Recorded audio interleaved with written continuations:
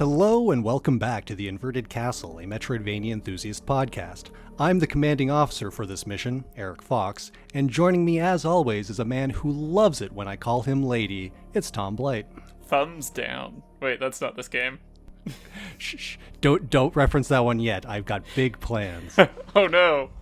But if there are no more objections, today we are talking about Metroid Fusion, a game released by Nintendo R&D 1 back in 2002.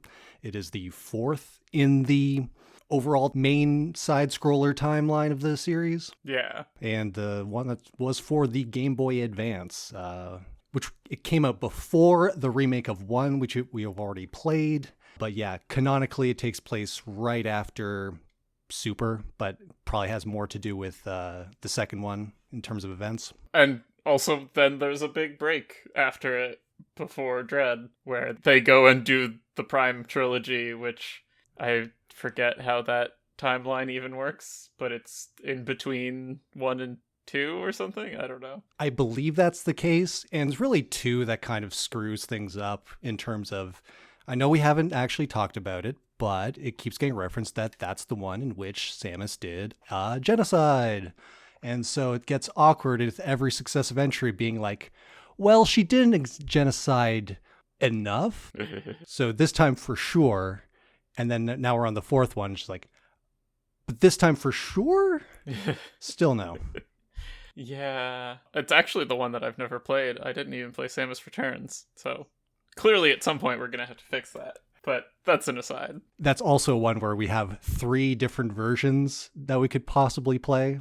Oh, what's the third version? AM2R. Oh, okay, yeah. The fan-made remake, which came out basically around the same time as the 3DS one. But shh, don't tell Nintendo. I'm pretty sure it's mega illegal. You will be hanged. Whoa. But regardless, we're not talking about that. We're talking about Metroid Fusion. And before I get into the story, as it were, I'd prefer maybe this time around we kind of do a compliment sandwich before getting into the rancid meat, the offal, if you will. And instead, I'm going to challenge you, Tom, to please name just one uncontrovertible positive experience you had with this game for once. I mean, I like the nightmare fight. Nightmare fight. Yeah. Cool. I think that's my favorite boss battle in this game. Interesting. So this is a thing that doesn't make a ton of sense to me because I thought they were supposed to be the same. Mm-hmm. I like jumping better in this game than in Zero Mission. The gravity, which makes sense because Nightmare is a gravity boss, yeah, is definitely different. It's a lot like Zero Mission, you plummet. This one, you've got the little bit of the floaty. You can kind of control your jump height a bit better. Okay, because I've always heard people describe Super as really floaty, and Fusion and Zero Mission as, like, the same. But maybe I misunderstood those, and it's just like, it's a sliding scale of all the way down to least floaty. Listen, as far as we're concerned, Super may as well not exist other than being, like, background information. But I like a floaty jump. I don't know. Interesting. Okay, I'm going to need to isolate that audio because I swear I've heard you say the exact opposite at some point. You think so? Yes. Maybe it's in another context. Maybe it's just in another game where you thought the controls were too floaty. And maybe this is just a matter of they just did floaty bad. Okay, well, floaty jump and floaty controls are different things, though. Fair. The important thing about the floaty jump is having enough hang time to, like, fully predict where you are going to land and mess with it. Right. As opposed to sinking like a rock where, unless you have crack speedrunner reflexes, you have no idea where you haven't figured out where you're landing before you land. Yeah, and I'm not a speedrunner, nor have I done crack, so both counts, I'm completely off. But cool. Great. How did that feel? I don't know. In terms of game feel, I felt pretty good about it. No. I mean just like having a positive compliment for a game. I can understand why you're doing this. So Fusion is kind of interesting for me, I guess. It's like it is one of the ones that I played back when I was a kid. I played both Fusion and Prime and did actually have the link cable necessary to link them. Not the weirdest GameCube paraphernalia you had. I think that has to go to the Phantasy Star Online 2 controller, or version 2 keyboard. Yes. But yeah, which is just literally a GameCube controller if you stretched it out and put a keyboard in between. And honestly, that should have been compatible with Metroid Prime to get a pseudo FPS controls from a... I'm pretty sure it could run like Doom. Yeah, just Wasson. Yeah, keyboard only Doom. That would be so stupid. Regardless. Yeah. I played this game a few years later once emulators were a thing.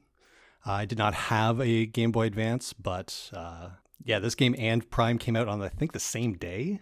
Is it really the same day? I mean, I knew they were close, but that also just doesn't seem like a good idea.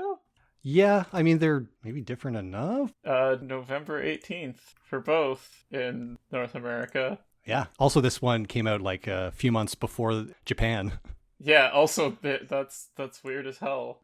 Is that true for all of the Metroid series, and I'm just noticing it now? I can't imagine, but I think at that time, Metroid was more popular in the West, but this is completely just pulling shit out of my ass. Alright, well, they didn't do the simultaneous release for anywhere other than North America.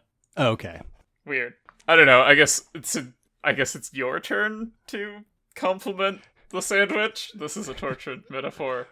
Yeah, really, it is just all of the connective tissue between bosses and story beats. This is some pretty good run and gun Metroid action. For how I play this game, I would say that the way that it kind of guides your progression did not bother me because it's already how I play these games. But yeah, it was a good feeling game to play in I would say like 80% of the game, which sounds like a backhanded compliment. But it's also the best I got, which is the best way I'm going to transition into the story. So, this game begins with some narration from Samus as she talks about the events immediately preceding the game. We're back on the planet SR-388. She's leading a team of scientists. This is where she genocided the Metroids. But, oh no, there's this new organism here that it's a little jelly boy.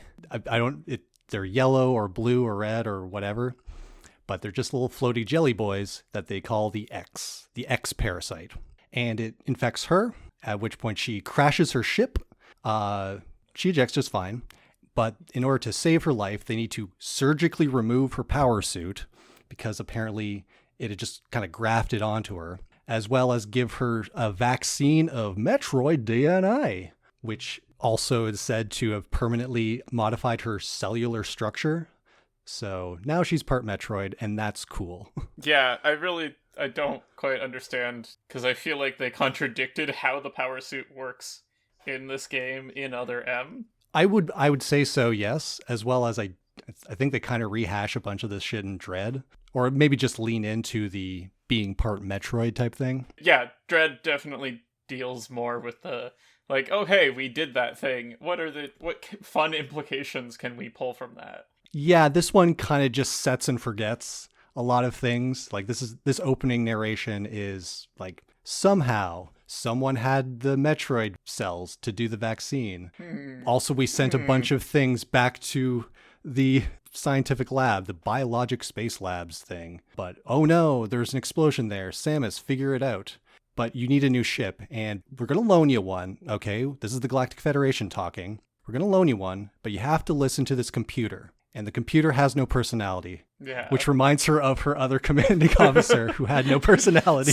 Sir, no personality. He was gruff, but he talked with respect. This computer kind of reminded me of him, so I just started calling him Adam. I will not call him Adam in my mind until the end of the game. No, out loud, or yeah, right, because she just narrates it for a couple of elevators, and then yeah, I don't know. That's definitely a strange turn in the game, but again, this kind of comes out of nowhere, and we haven't really been with this computer all that much, and all the times we are, it's always just, hey Samus, you need to go here.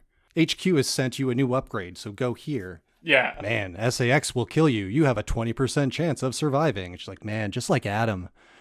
I remember Adam used to call me lady, which, might have sucked, but when he did it, it was cool. Yeah, I don't know. It's completely and it's not even showing in the telling. The problem is it's two no-nonsense characters, right? It's like, if Adam were playing straight man to someone else, someone who's not Samus, right? Maybe someone who is spunky and gave a thumbs down to show she didn't... Oh, sorry, we're not talking about Other M yet. Well, yeah, but I don't know. This is going to be a completely dumb comparison. If Sonic the Hedgehog had to interact with Adam, I feel like you would get a lot more personality out of there, right? Sure. I still think that would just be kind of like a charisma vortex taking a little bit away from Sonic the Hedgehog. I guess. I don't know. It's just... the problem is that, Samus is also kind of, no nonsense in a lot of these narrations, right? Yeah, and it doesn't even have any dialogue. It's all like 3 instances of internal monologue talking about, oh man, my other CO, or man, these X parasites are dangerous. Yeah, it's kind of odd because then they do have dialogues late in the game, and it's like, wait, so Samus, have you just been not replying the entire time? Canonically, just no selling, just okay. Okay, nod. Told me to go here. Whatever. Focus on the mission. Yeah, I don't know. It's a little strange, but yeah, I guess we should describe it a little more. It's fairly straightforward after this because you're sent back to the space lab. There's been an explosion. The X parasites are loose. They're over here.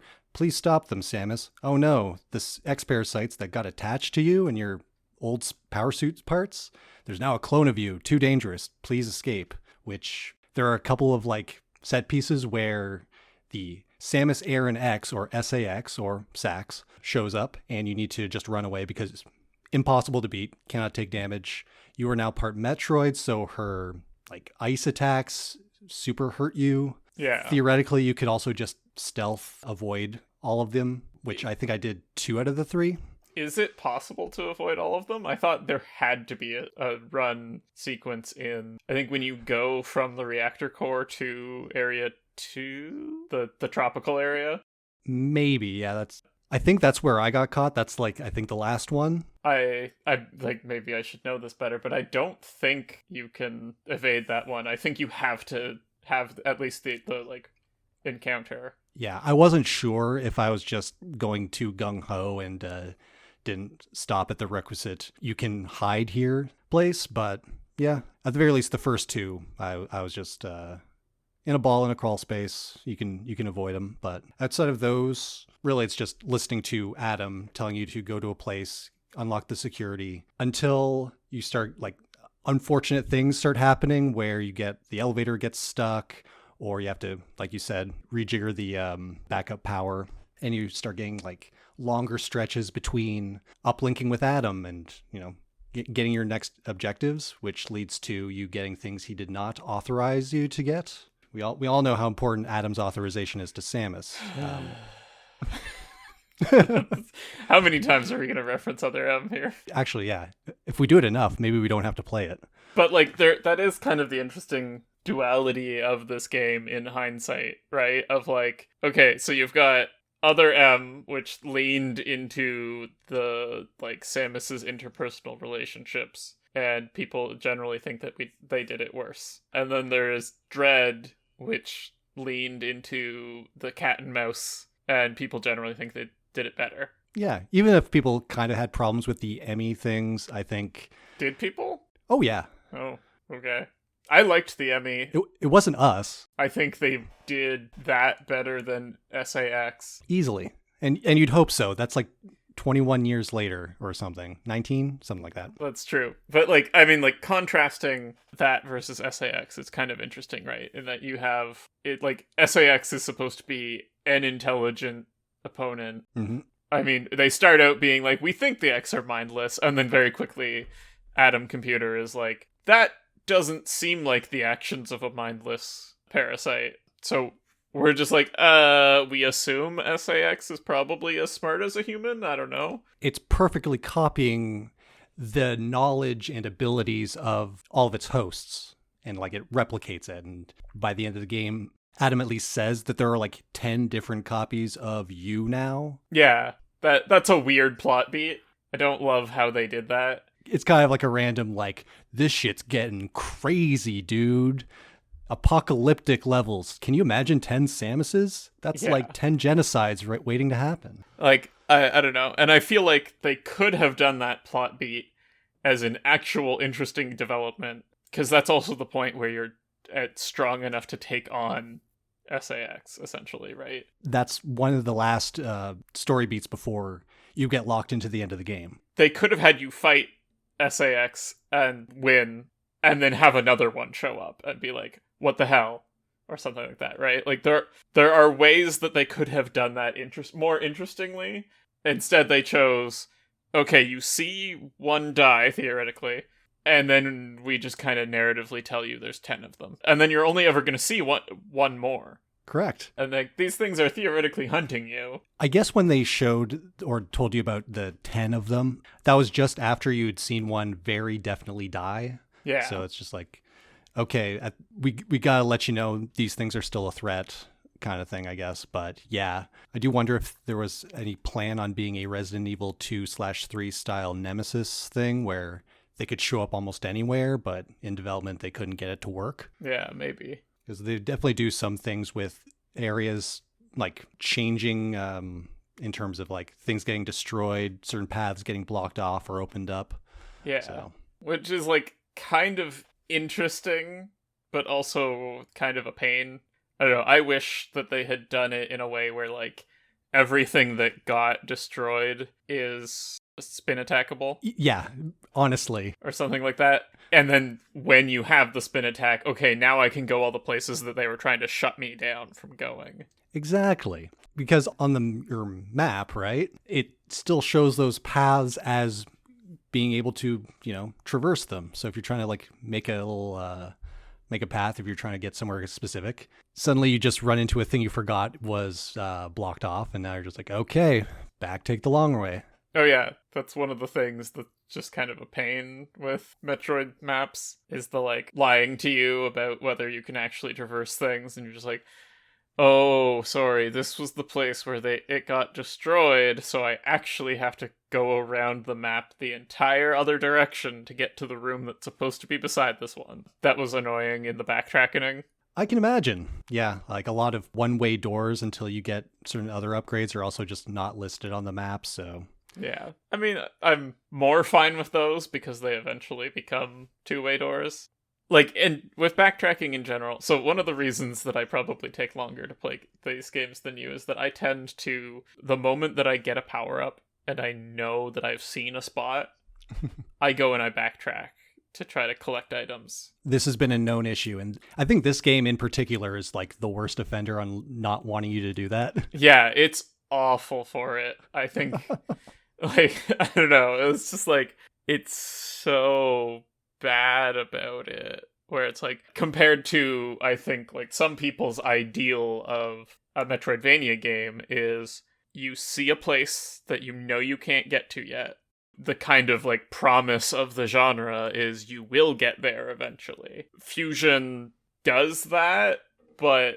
frequently that's not the place to go, right? Like, for instance, you go to the hot area and there's the hot rooms, right? Yep. And then you get the Varia suit, and the next story beat is go to the ice place that you've never been to. And I actually tried to go to the hot areas, and I think I got a missile expansion for it, and that's it. And then, like, reached a spot where I definitely needed the ice missiles to continue, and I didn't have them. Yeah. If they're not... like outright just locking the door on you, your explorable area at any given time is very small. And if you want to like go back to some place that while it's still fresh in your mind, it's a long trek and you probably don't get a lot for it. It's not what I look for in a Metroidvania. No, what I look for are Metroids. And it turns out, as part of the story, there are Metroids here. Part of why HQ and through Adam, they were starting to kind of cut off some support to Samus. Samus got into a restricted zone, and it turns out that they had captive Metroids there. That was the whole point of the labs. One of the zones labeled SRX, was a perfect recreation of the planet for them. It's a very quick story beat, but in there we see one of the SAXs just laying waste to the extent that that whole section of the lab needs to be jettisoned off. And man, is HQ not happy about that.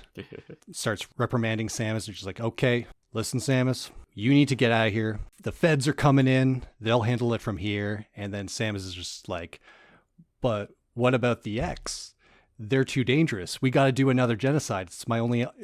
It's wild how, like, we've just completely gone into these creatures are inherently evil. And that's just fact. But the government thinks that they can be used for anything, I guess. It's not really clear. It's just like, think of the possibilities. No possibilities listed. I mean, it's pretty explicitly weapons of war. Like, they talk about, hey, what if we could grow an Omega Metroid in days? Yeah, and like a couple sentences before that, Adam said, HQ is interested in the X-Parasites for peaceful purposes. Of course, you understand. And then immediately goes into crazy monsters. Of course. At this point, Samus has her moment of like, how dare you? We need to destroy this place. You gotta let me do this, Adam. Like, oh, she said the name. Mm-hmm. And then it gets stupid.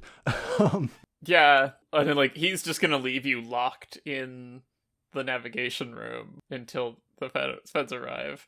But then you revisit that and, suddenly saying his name unlocks the secret personality? I don't know. It's not even a secret personality. It's really just the same, other than, well, now he thinks about it a different way. Like, she basically just tells Adam, she's like, yeah, the real Adam sacrificed his life for me. He understood the value of life. And then he's just like, well, destroying the space station wouldn't actually save everybody. It would just destroy you, the last bastion of hope for the galaxy. What if instead we careened it into the planet and destroyed all the life there as well? Because that's where the X's are. Quick thinking, Adam. I knew it. And then he does his "any objections, lady," his catchphrase. And at which point Samus does one final battle against one of the SAXs, as we kind of alluded to earlier. You're finally powerful enough to do battle. Which they really undermine that by establishing that there are 10 of them. Really cut the legs out from the moment. Just feel like, why am I even bothering fighting this thing? I could just run. Yeah. But no. Then you careen the ship in, and then you got to do your requisite escape sequence. Mm-hmm. And then one final battle against, I believe it's an Omega Metroid, but like X style. You fight it for a while. It does a mother brain where it basically almost kills you. And then another SAX runs in, kind of hits it a bit, dies. You absorb the X. You're now back to full power. Win game. I mean, I think the implication there is it's supposed to be the same SAX as you fought, because you reduce them to GAC, and then it comes in as GAC and reforms into Samus. Right, sorry, right. Yeah.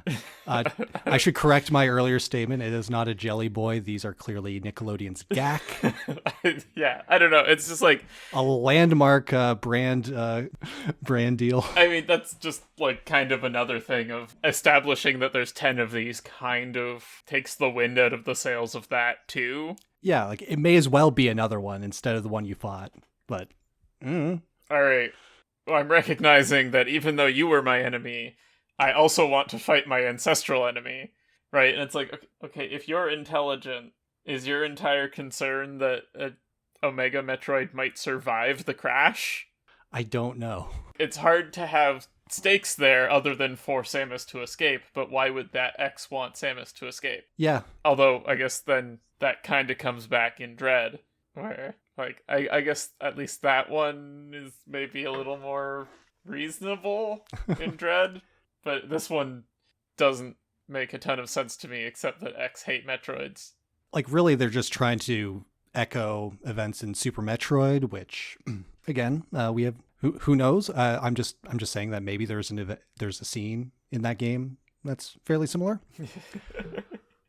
Yeah, it's also just an excuse to, by the end of the game, have Samus back in her classic orange suit. That's fair, because that's what happens after you absorb that X. But like, I think you're still like a cyborg lady now, part Metroid, I don't know. It's not clear how much the suit is still like embedded in your DNA. She already had human and Chozo DNA.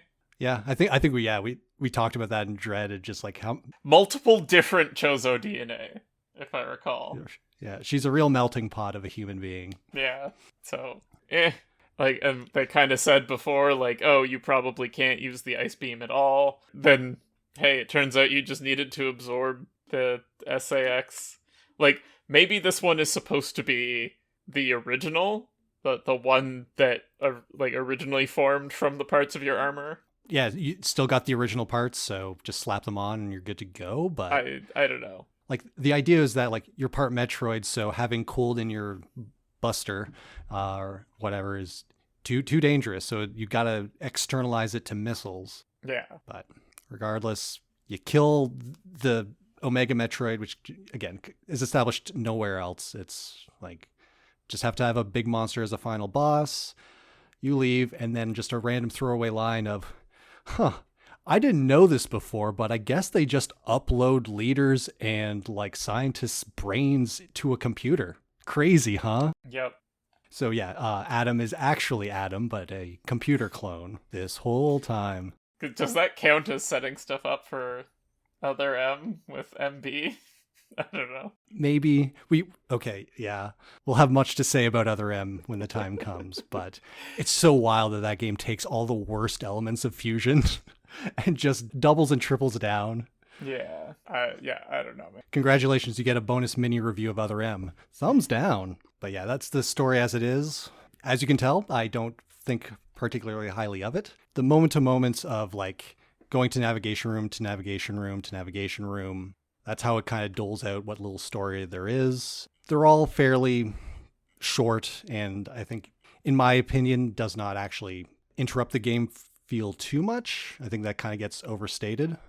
Like, there's not a lot of value in them, but because I was already going from main point to main point, that was fine. The problem was that my plan of collecting all the items by the end, once I've gotten fully powered, was also stymied by this game because it fucking locked the door on me. I don't know. You told me what time that it locked the door on you, and I was like, I don't think that's when it locked the door on me. I went down all the elevators, and when you go past like the recharge room, the door just would not open. Oh, okay. Maybe I just assumed that it would lock you past the navigation room, so maybe No, it's not. No, they give you a little bit of hope. But yeah. all the 6 zones are all locked just past the recharge, just in case you want to recharge or save in that tiny little playable area. But yeah, once you get the screw attack, you kill Ridley. Ridley's the same as he's ever been. A little war of attrition. Yeah, we just had him on ice, you know. I guess, this is the canonical death of Ridley. He kind of collapses as the X clones him. But yeah, after that fight, next time you go to a navigation room, you are locked in. You can't go through like even the back way into the tropical because that section of the main deck is also locked away. So that was quite frustrating to me because I was not save stating and had just hard saved after getting that last navigation room. So I actually ended up not 100%ing this game. I mean, like, I don't think you could have gone back anyway, because you told me this before I had finished it. So I was looking for this. It's like, that's a straight shot from the point where you enter restricted area to being locked into there. Yeah, there are some like between zone little hidden pathways. But I don't think you have access to them until after Screw Attack? Yes, it's basically once you get Screw Attack, you just have to never hit a navigation room. No, like, I think you can't get to one until after you hit that navigation room, I thought. I don't know, maybe you can do it. Maybe. I did not scour the map in post-game. I kind of started, because once you beat the game, it then opens up and lets you fill out your item list to your heart's content. It'll even have like a complete list of how many E-tanks and missiles and power bombs exist, and it'll have a little check mark if you've got them all in a single area. Yeah. Which is neat. I did go back and do that. How was it? Like, I remember the speed booster and shine spark puzzles in Zero Mission? They're for the most part better than that. I save stated heavily because I was playing this on the Switch, and I don't love multiple speed booster puzzles just because it's like I don't think it's that interesting to see if I can press down and then remember to have pressed a direction enough to get the jump instead of activating the shine spark and then using the shine spark once I've landed. Like, I don't know. I don't find that all that interesting of a puzzle. Or, like, it's not even a mechanical execution that I feel like I enjoy being like, yes, I did it. Maybe I would feel differently for the path that gets you the special navigation room dialogue, which I've never actually attempted. I am aware of it. This is just before you go to get the diffusion missiles? Yeah, the diffusion missiles. Just before you go to those, you can instead do a whole bunch of complicated speed boostering up a room to get to a navigation room where it'll give you some special dialogue and then tell you to go get the diffusion missiles anyway. It's like, maybe I would feel satisfied doing that, but it's like, I don't know. It's finicky rather than mechanically interesting to me to execute. Personally, like, I do have a bit of an issue with accuracy when you jump, like going at an angle, going directly up, going sideways. I think it's just my controller. But for these, I always found more joy in discovering the path to like see like, oh, there are speed block boosts here and no obvious way to generate the speed for it. And so you have to like intuit the whole like speed boost into an incline to then transfer back into running to then keep the spark going or keep your charge going. Yeah. So it's kind of that stuff that like lends itself to like the puzzle aspect more so than the strict execution. But I do agree that the execution is a bit more tricky than I think the reward is, but it's also just a different style of challenge that is not required anywhere in the game. So it kind of just, I enjoy that part, but in this game, I just ended up kind of burning out and not really seeing most of it. So I was just curious how much of that is in here. I mean, there's like one large one on to the extent of the large one in Zero Mission, right? Where it's like you do switchbacks up. And so you have to do it like 3 times in a row. Neat. To do the store, make sure to spin jump, release, continue on that platform until you're on the next point where you can jump up, repeat, right? And it's like, like I just aggressively save stated it, but I didn't need to try it that much. I liked the other large speed booster room a little better, where it's just like, okay, they give you 2 spots where there's power bombs and like not totally obvious what you need to do them, and I had to like remember like, okay, that's how shine spark works in this one. You can't shine spark down kind of thing. So that there's one where you need to shine spark, jump up, release, and then start jumping before you hit speed booster blocks, because those are just going to drop you down, right? And then need to know that, hey, it's cool to space jump as long as you don't mess up your like as long as you don't change your directional input, you can space jump while you're speed boostering. Yeah, I actually I had forgotten that. So yeah, I don't know. It's like kind of neat, right? Yeah. Or like there's one that makes it look like you need to come from the side, but as far as I know, you can't actually do that unless maybe you have really perfect placement. I never got it coming from the side. I came from the bottom. Okay, is it in one of the data rooms or something like that? Because I think I did one like that came from the bottom. So the one that I'm talking about is it's one large room. I really should remember areas that has both of the 2 that I just described in it. It's right before the restricted zone, if I recall.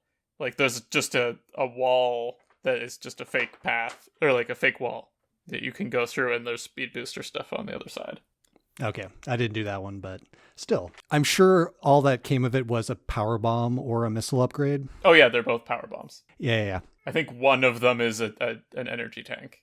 Okay, but yeah, E-Tank is obviously the crown jewel of any reward, but Yeah, Metroid kind of has a problem of very incremental rewards for like wildly different amounts of effort. Yeah, I guess so. Like sometimes you'll find a missile pack and it's just kind of there, and then other Mhm. times you need to do the hardest trick in the game, and then you have the exact same number of, I guess, 5 extra missiles. And in this game specifically, very likely there will be no other things to conquer. It's kind of what really burnt me out of doing the post-game cleanup was really what was it all for? Yeah, at least one of those rooms, I think if I had found that a wall that's not a wall, I could have done it in the regular course of the game. Okay. Even with the like little bit of help they get with telling you how many upgrades exist and when you've gotten all of a category, I kind of got everything I could see on just the map as I had it. So I'd have to look up an extraneous map, and that's, yeah. At that point, I said, why bother? It's going to hurt me. That is kind of a funny thing of like, Metroid relies a lot on hidden paths. That they do. And it's like, I mean, everyone makes fun of David Jaffe, right? Who? The Jaff Gaff, the thing where he didn't shoot the roof and never found out that there's breakable blocks there. Oh, I don't recall this. Really? I don't know. That room in Dread is named after him now. Okay. He did this. I forget what the actual circumstances he was at. He was at a conference and playing Dread in public as a game designer, right? And couldn't figure it out and got mad. Isn't he Twisted Metal guy? I know of him as the original God of War trilogy, but maybe he did just Twisted Metal too. He's probably done other things. I like how the first result is David Jaffe, Metroid Dread. Yeah, Twisted Metal and God of War. So, like, on some hand, right, like, you've got kind of that situation, right? But on the other hand, it's like, sometimes you just have to have tried every wall, right? And I mean, like, with power bombs, it's generally easier, right? And unless the wall is actually a wall that has a path that you just can't see, and then in that point, you have to rub your face against every wall, too. Yeah. Right? So it's like, I don't know.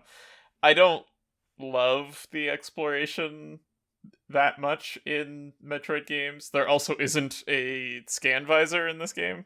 That's sort of how both Super and Dread help you out with that, right? Is that there's a scan visor. Yeah, this one doesn't have enough reward or assistance to really make that appealing, I guess. Yeah.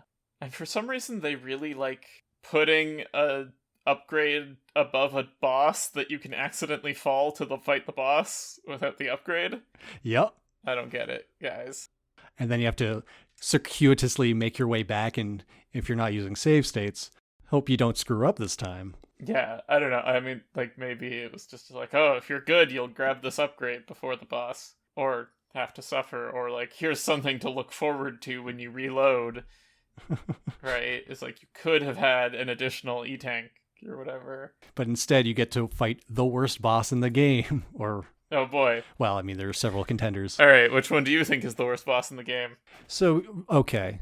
I think a lot of yay gets made about the story and how it railroads you and how the exploration isn't very good. But I think that really detracts and like kind of steers focus away from the fact that this game has some truly all-time bad bosses. Like between the SAX fight, which is just kind of a bit of a mess, like Ridley Rochambeau, but you have way less health.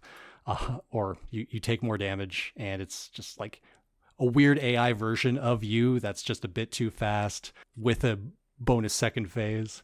The fact that every boss has a little death orb that pops out that you have to then also kill for really no reason, and it has 18 years of invulnerability every time you hit it. Fair. To, like, Nightmare's fine, but it also is emblematic of there's only a very tiny spot that's vulnerable, and Samus isn't maneuverable enough to hit it a lot without just taking a bunch of damage in return. Nightmare was interesting. I think I agree with you that it's probably the most interesting fight. The way the gravity starts to negate your missiles until you blow up that engine, and then it becomes a fire in the face as it just like the face oozes. It's a great design. Love the design. In fact, I think a lot of the bosses in theory are pretty good. Like, I don't think the fight is bad on paper level. Mm-hmm. But say Ceres, which is like a big dragon that jumps in and out of the water, is too fast and the screen is too small, so you're just gonna get hit a lot. Yeah. The spider boss is my number one pick for actually fuck this game. Actually, maybe I don't need to beat it. The spider is the worst, and it's the worst for such dumb reasons too. It's just like it's the worst because it once it gets you, it just takes too long. And then it's also surprisingly easy for it to just get you again. Yeah. Oh, you get comboed into this thing. So it's just a big spider. You've got a small amount of room. It'll spit down fire that you need to avoid, and then it'll come down at like an angle bouncing off the wall. But it's so big and you're so big, and even going to Morph Ball, if you're not already on the right side of a fire, you're going to get grabbed, hit, it's coming back down, and you're still going to have to wait for it to open its mouth to even hurt it. Yeah. It's so annoying. It's the worst parts of Metroid of, well, you're not a ninja yet. In this game in particular, the first GBA, screen too small. You too big, screen too small. Ceres is coming off screen. No idea where it is. Spider boss. There's just not enough maneuverability. And even its second phase, which is just like it spinning around in the air again, trying to hit its open mouth as it shoots out something that blocks its open mouth. And I think this is also one of the ones that has a bit of a journey to get back to it if you die, if you're not using save states. The spider? Oh yeah. Sorry, I am using save states, so I never dealt with that. Correct. Yeah, it is a bit of a journey, isn't it? I had to hold myself back, but yeah, that's the boss that really screws with you. Ridley is Ridley. He's always been Ridley. It's fine, or as good as it's ever been. But yeah, and I think there's like an over-reliance on, most of it is invulnerable and will block your shots. But if you can kind of get into the right position, you might get like a shot or two off before you just get hit and knocked away anyway. Yeah. Both times you fight the security drone bot, where you have to kind of position yourself above it as it knocks you off your perch from above. They're all frustrating. The first time was fine for the security box. Sure. And then the second time, I don't know, it just really got me. Yeah, but like I think on paper, like leaning on, say, like the Kraid design of shoot the exposed weak point when it's available, otherwise dodge in a way that's, at least with Kraid, only vertical. Way too much to like maneuver around in this game for not an amount of maneuverability. Yeah. So that's my conclusion on it, was that, man, they planned for some good bosses. Implementation sucked. Yeah. The best I could say is that, well, it was easy enough and then it was over. Oh wait, it's not over. Death Ball. And with the Ridley, it's like, I mean, I know I definitely in Zero Mission just pummeled him with super missiles, and it was like, oh, okay, that's over. Like, in this one, I actually tried to engage with dodging the attacks, and it's like, there's just not really room to do it. That's the problem. Oh, he's decided to do his, like, dropping his tail and moving towards you. And it's like, I can't actually dodge that if I'm on the right-hand side of the screen, because the door takes up too much room. And the kicker is that obviously all of these bosses are possible to do hitless. Like, there are 0% item runs on speedrun.com. Oh yeah, people who are way better than us. Correct. Can do these things. And I would never say that I am substandard in terms of skill, so I'm not just bad, okay? It's too hard on a base level, I would say, or at the very least not necessarily hard, because you tend to have enough to tank most of this. It's just frustrating and it never feels good. Yeah, it's just not fun. Right? It's like the most fun I had during a boss battle, I guess, is unloading everything on Ridley. I don't know. I think in the 19 years since this game was, or actually, no, 19 years till Dread, it is now 23 years since this game was released.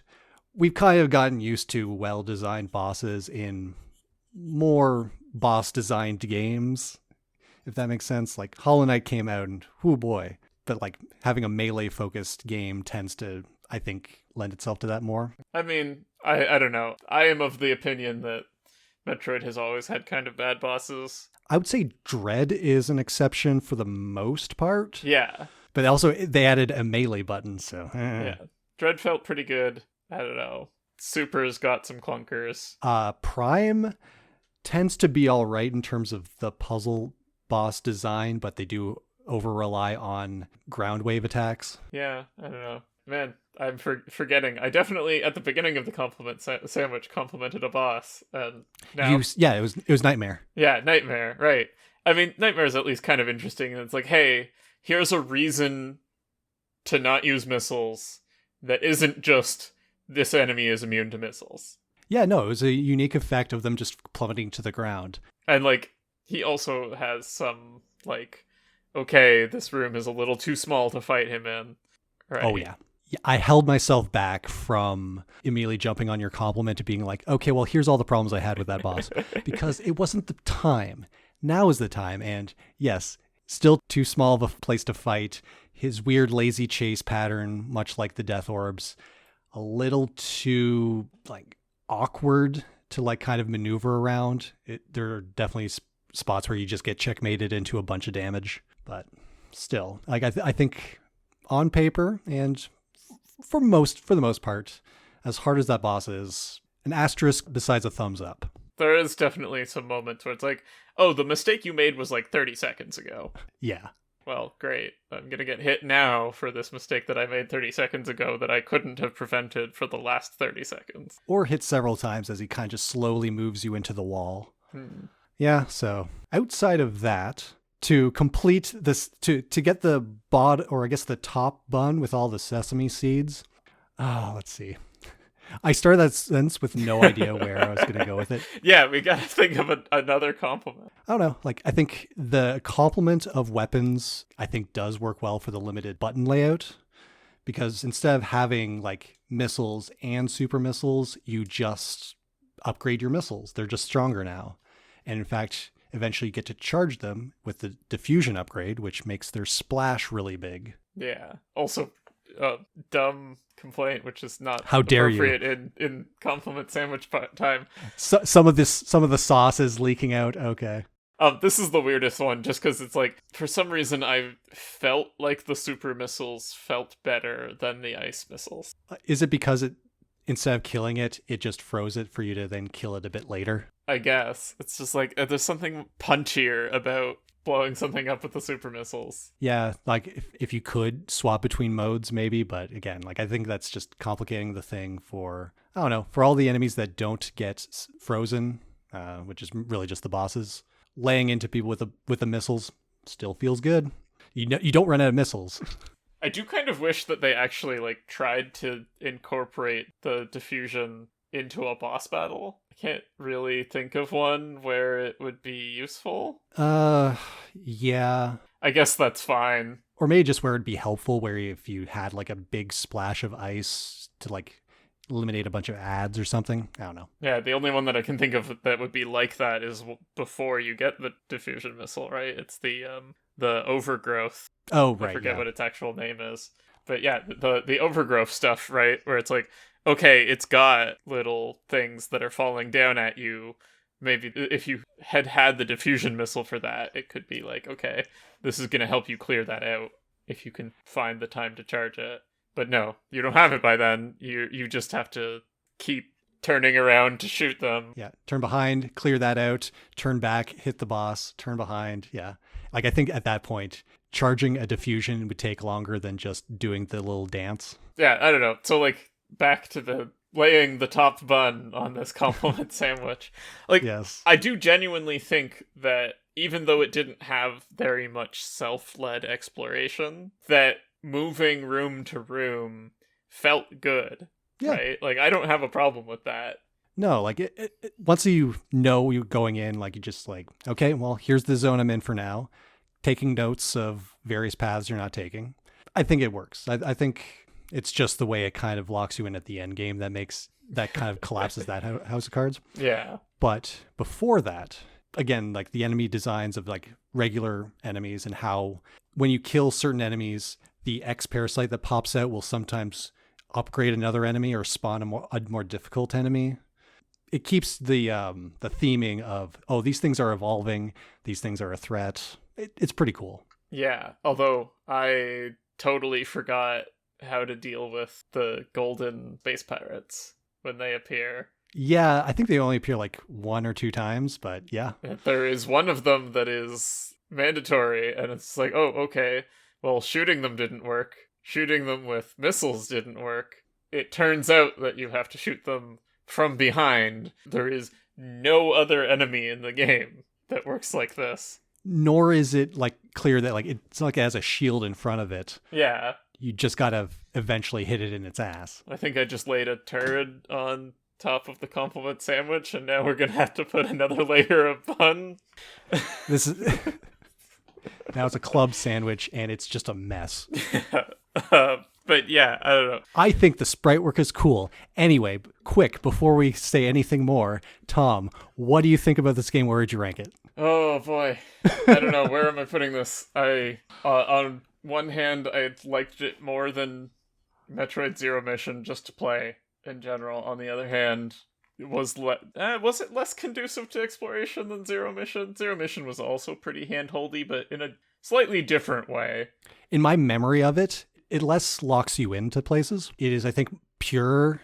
It still suffers from being a remake of the first one and therefore fairly simple. Yeah. They expanded a bunch of areas for your new complement of things, but yeah, this one I actually felt like I didn't have as big of a problem with the gravity in Zero Mission, so I'm probably going to keep that one higher. Why not? I'm going to nestle Fusion right up beside Zero Mission under Aria of Sorrow. Ah, yes, the GBA Metroids, they're of a piece. Metroid Prime is also there, so... You've got Metroid Prime and then Aria of Sorrow, Fusion, Zero Mission, all GBA titles. Yeah. So yeah, your new number 28. It's like, there are things that I don't like about it. I didn't hate the overall experience. Yeah. But, like, if you came into this not looking for a linear experience and were looking for self-directed exploration, that's not what you're getting. Correct. My experience this time around was a lot more negative than yours. I think the bosses and the gut punch of, oh, actually you can't do your cleanup before the last boss, just completely taking the wind out of my sails, hurts this a lot more. I'm looking at Metroid Zero Mission on my list is at number 16, which is probably way too high. I'm looking down like Deedle Wonder Labyrinth, like Axiom Verge, Gato Roboto, very fun game, Blasphemous, Chasm, all games I would rank higher than this. And then we get to Castlevania Order of Ecclesia, and I think that this one's going to be just above it. Above Castlevania Order of Ecclesia, new number 31. Definitely was not going below Aquaria. So, yeah, Metroid Fusion. Yeah, that's funny, because I'm looking at my own ranking of Chasm and Castlevania Order of Ecclesia relative to it, and they're both a little below this GBA section. Chasm was alright, but it was also a little samey corridors. Like, really what's happening here is that I know it's worse than Blasphemous, which is above Chasm, and I know it's better than Aquaria, which is just below Order of Ecclesia. So kind of just sticking it in there, all of these are, as I've said, of a piece. Fair. But speaking of pieces, the next piece of our puzzle, which we'll add to this later, falls to you to give to us. Hey, Tom, what's our next homework? Next homework is Guns of Fury. It's what I can only describe as Metal Slug-esque. And I was like, I am down for this. Fair enough. You did mention, like, you didn't tell me what it was, but you said I wouldn't be surprised. And you're a damn liar. I have no idea. I've never heard of this game. I'm very surprised. I definitely sent you this, like, a month ago. Oh, probably. But you also send me a lot of things. And we still haven't played Gal Guardians or whatever that was. And we still haven't played Flip Witch. Don't look that up. So, who knows? Fair. But this one is actually my jam, theoretically. Although I'm a bad Metal Slug fan and also haven't checked out Metal Slug Tactics, so what am I even doing? Oh, yeah. That is a recent release as of recording. But, like, yeah, you don't have time to play games that aren't recorded, so... Ugh. Yeah, I was gonna say monetize my hobby, but this isn't monetized. By no means. But if you were to, say, like us well enough, you don't need to pledge, but we would like to hear from you. Leave a comment, concern, foible, or anything on Facebook at invertedcastlepodcast@gmail.com or on our YouTube page, which you might be listening to right now. We are, of course, on the Parasite known as X, at Inverted Castle P. P stands for Parasite. And, of course, on Blue Sky, Mastodon, and other social media platforms. Anything I'm forgetting? No, I think we're good. Excellent. So, until next time, I've been Eric Fox. And I've been Thomas Plate. And remember, kids, when you fuse with someone, you fuse with every other person that person is fused with. Be safe. Whoa, don't fusion shame. I'm fusion abstinence for life.